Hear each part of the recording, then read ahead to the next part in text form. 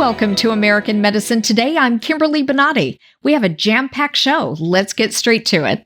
Many parents believe that their children are receiving good mental health services in public schools, but our next guest says to actually think again.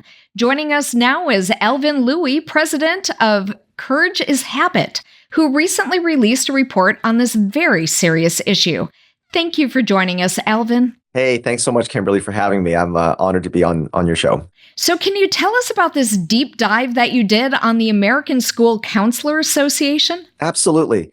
You know, the school counselors hide in plain sight because obviously with the sexual and political indoctrination of kids in school, we talk about teachers a lot, we talk about school boards a lot, and they're hugely important. But what people miss is that the culture of the school is set by school counselors because all the K through 12 schools, all the government K through 12 schools are governed by mental health. There's billions spent on mental health in schools, and that is the ubiquitous culture. And so what we wanted to do is we wanted to create a report that exposes the American School Counselor Association for exactly what they are, and they're foot soldiers of the transgender cult. Because most people, when they went to school, they had guidance counselors. Those really nice old lady or the nice gentleman that you saw maybe once every 4 years. They helped you with your college entry courses or the AP courses. Or if you went to the military, they might help you file the paperwork, but they're no more. And that they ended in 2013, 2014. So now they're school counselors, and they call themselves social change agents. That sounds so nice. Yeah, doesn't it? But but you're actually saying they support DEI. They do. That's their entire lens of the school counseling profession is DEI, is transgenderism, is critical race theory, is anti-American, anti-white, anti-excellence. They couch it behind all these terms like trauma-informed, and mental health, and anti-bullying, and be kind. And so what happens is a lot of parents get fooled by that because who doesn't want anti-bullying? And so one of the things that Courage is Habit does is we teach parents these concepts. And so one of the concepts is language contamination. They use your vocabulary, but not your dictionary. And so when we produce that report, if you look at that report, everything that they try to sell parents is under the guise of mental health, but they're all about keeping secrets from parents, transgenderism, all that. And that report, it works in all 50 states. You can take that report, and any parent in any state and any county can take that and go, look, you guys are using ASCA, because they are. How is it that parents aren't aware? And why aren't more parents standing up to the school system saying, you're not going to do this? We teach kids all the time.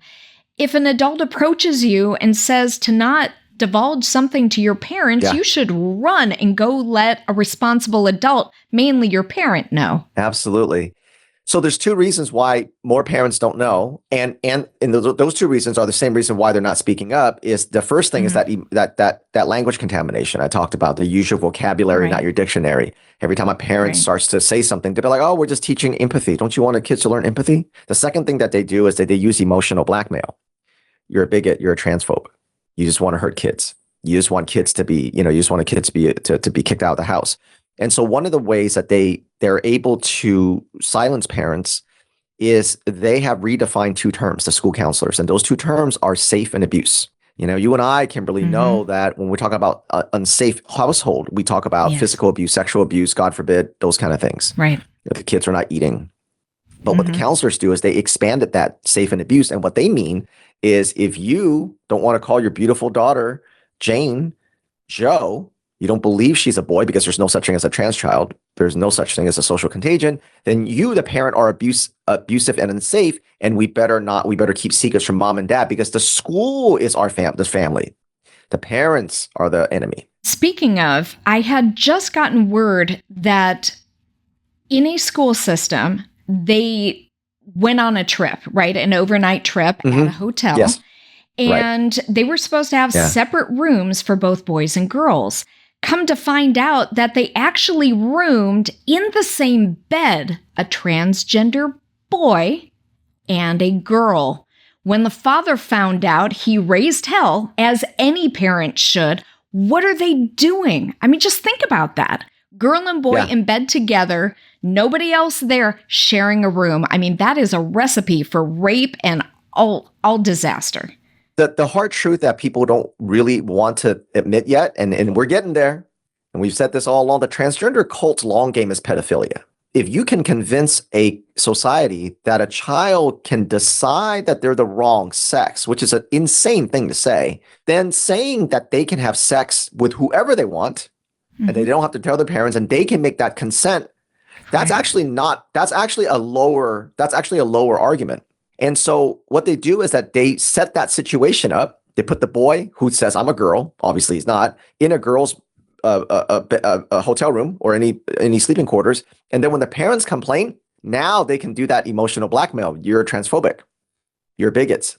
So the parents have to they have to understand that those words don't mean anything. It's to shut you down, and you have to ignore those words, and then you have to rob them of that empathy. That's what they always try to weaponize. Why is it so much indoctrination and the push to embrace socialism? Well, they all work hand in hand. When you're talking about queer theory and critical race theory, they're the two sides of the same coin. What they're doing is they're breaking children, because if you can break a child, and they have no academics, the academics is long gone.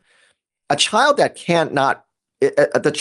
cannot read, they cannot learn. And if they cannot learn, they can't earn. The long game is to break the child and then use them as useful idiots until they're no longer useful, which is what Mao did with his red guard. And then they're the first to grab the wall. They're the first to be sent out to the fields. Mamdani, who just was elected in New York. I mean, it's the whole socialist ideal. And you sit and you think, my God, what socialist countries have thrived? There are none. Right. But the kids don't know that, because that's not what they tell them. Right. Oftentimes when the critical race theorist comes in and say, oh, we're not teaching critical race theory in schools, they always say that it's not happening, people, right? It's not happening, but it's good it's happening. They'll always try to accuse people of saying you're whitewashing history.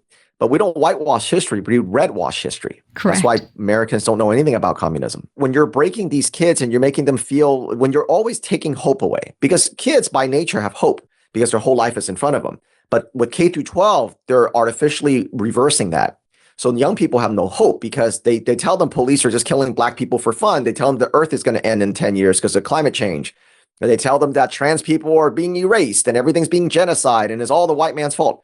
And America's oppressive. And so what happens is they hear that not once, not on TV, not on TikTok. They hear it 7 hours a day, 5 days a week for 13 years. Yeah. Now, I'm talking about college. But I'm talking about college, right? That's its own. College.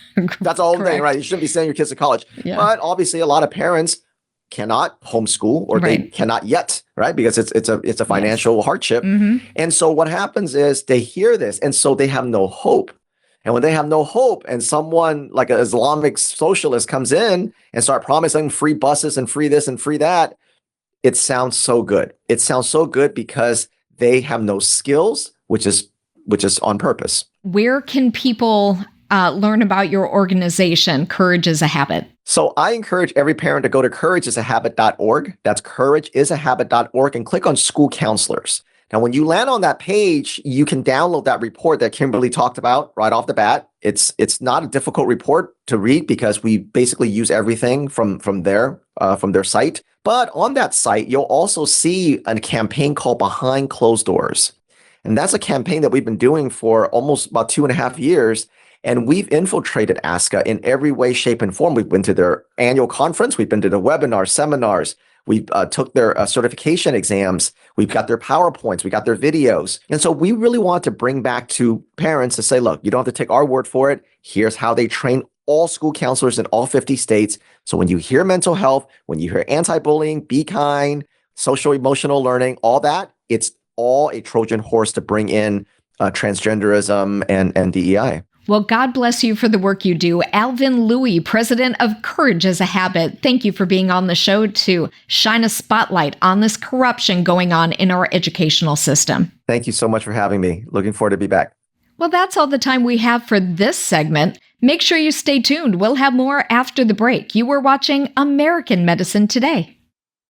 Revolutionary in his field, Dr. Bonati created, perfected, and patented the Bonati Spine Procedures. Using his genius, Bonati invented the precise tools necessary to minimize surgery, scarring, anesthesia, and recovery. So successful are the Bonati Spine Procedures, they consistently reflect 98.75% patient satisfaction. 80,000 procedures have been performed exclusively at our location. Nearly half our patients have suffered from failed back and neck surgeries at other facilities. Bonati succeeds where others fail. Carol is from Lakeland, Florida, and enjoys going to the gym and doing Pilates workouts. A few months ago, her pain started making it difficult to live her life. My pain started gradually. Maybe it comes with age or lifting. I don't know exactly what it came from. It was always in my back and hips, and then it radiated down my leg. And then it got to where even the upper part of the back started bothering me. The pain made tasks like household chores intolerable. If I would stand and try to just load the dishwasher, take the dishes and put them in the dishwasher, it would absolutely kill me. I could not do it. If I had to stand up at the stove very long, it would absolutely kill me. And then it got to where we would sit at the dining room table, and I couldn't sit there very long. So it was a combination, sitting, standing. Walking wasn't near as bad as just standing was. It got so severe that it was unbearable. I couldn't hardly walk. Or when I'd get up out of bed, it took me a long time to just stand and get the pain away a little while, enough for me to start walking. And the balance was all messed up. I was always going to the gym daily. And I haven't been to the gym for quite some time now. So it was getting really bad. I gave up everything, really. Carol even tried pain management, only to learn that it wasn't the solution she had hoped for. I would just have to go and stretch out on the bed for a couple of minutes, and it would ease it up some. But as soon as I was up for any length of time, it would start again. I was doing Pilates, which helped a lot, but it just got so painful. I had tried the pain management. They had tried so many things, therapy, all that kind of stuff. It just didn't work after a while, So I had tried everything. Carol learned about the Bonati Spine Institute from her husband and made an appointment for an in-person evaluation. Upon arrival, she was provided with an exam, and after hearing she was a good candidate for the targeted Bonati Spine Procedures, she decided to move forward with surgery. Really, I was awake, and so I watched it on the monitor. The exclusive Bonati Spine Procedures are performed incrementally using conscious IV sedation. This technique keeps the patient comfortable and awake so they can communicate with their surgeon to ensure the source of their pain is eliminated before they leave the operating table. I could feel pressure, but it didn't hurt. I was able to talk to the doctor. It was great. Okay, lift this leg up. Nothing here. Nothing, lift it up. Nothing here. No. Nothing here. No. All right. Okay. Carol, like many patients at the Bonati Spine Institute, was surprised by how quickly she was able to be up and walking so soon after surgery. After the surgeries, he wants you to walk 20 minutes twice a day. I wasn't really in pain. It was just the discomfort from, messing with your back. There was no pain. It was just sore. Carol highly recommends the Bonati Spine Institute to anyone suffering with neck or back pain. Bonati Spine Institute for sure. Absolutely. I've already told my daughters if they ever needed it that I definitely would recommend it. The doctor was super. The anesthesiologist, everyone here they made you feel so comfortable and at ease. Now pain-free, Carol is looking forward to returning to her active lifestyle. I'm going back to Pilates for sure. It was truly a piece of cake. I'm walking around. I'm not in pain. I really am not. And it's wonderful. Thank you so much. Welcome. All right, see you in the morning. All right, take care. Okay, thanks. To see more stories of recovery just like this, Search for the Bonati Spine Institute on YouTube, Rumble, Apple's App Store, Google's Play Store, Roku, and Amazon's Fire TV. That's all the time we had for this episode of American Medicine Today. If you would like to see additional episodes, add American Medicine Today app to your favorite streaming device. If you have any comments or questions, contact us at the numbers below. Or you can tweet at Dr. Bonati using the hashtag American Medicine Today or hashtag AMT. We would like to hear from you.